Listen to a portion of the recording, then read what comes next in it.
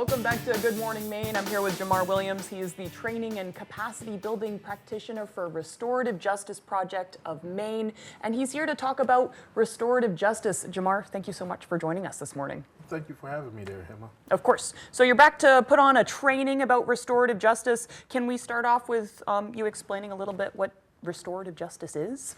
Yes, restorative justice is all about building community amongst community.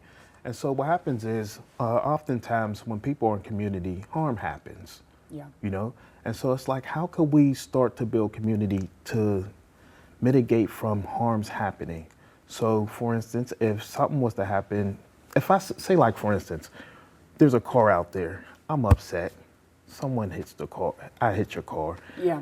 If I don't know you, I wouldn't know that that's your car. Right. But if I know you and if I have a relationship with you, I'm less likely to hit your car because that's Emma's car. Why would I do such a thing? Right. So we communicate differently with folks we don't know out in the community. So if something bad happens, we're going to communicate a little differently if we know them versus not.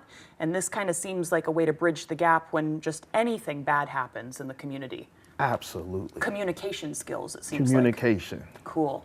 So this training is about training people in these communication skills, right? Can you talk about the training a little bit? Yes, and so the training is consisted of 6 days, and it's all about putting on a restorative mindset, how to think a little bit differently, thinking about others a little differently when it comes to relating. Yeah. And in that space, we'll build upon the foundational skills Yep. of what a restorative mindset is, and then go into spaces of when people show up as humans, because we are humans and things happen, how to repair the harm so that we could bring that harmony back within that community. Right. In my brief research about this, it seems like a really vulnerable thing. Sometimes you bring both parties together who have been affected by this harm, maybe the person who caused it, maybe the person who's experienced it. So that's not really a light thing to have happen. Sometimes we as humans kind of want to avoid that, right? Absolutely. Yeah. So it's kind of a big deal.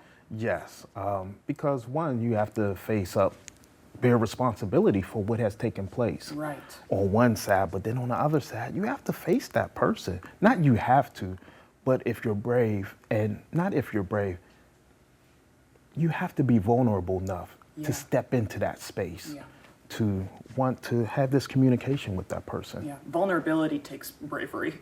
Absolutely. Yeah.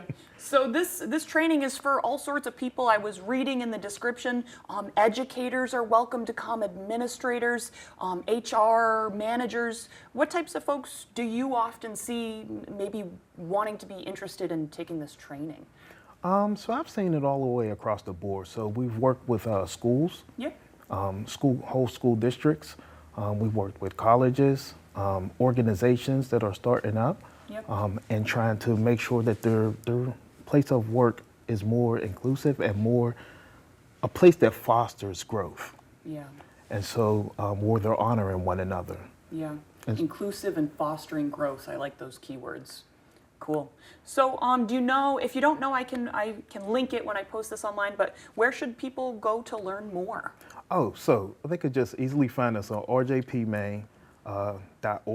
Cool. And they'll find more about the training, which is 6 days. Yeah, and it's coming up on October 3rd. Absolutely. Cool. Well, thank you so much for educating us, Jamar. I really appreciate it. Oh, you're welcome.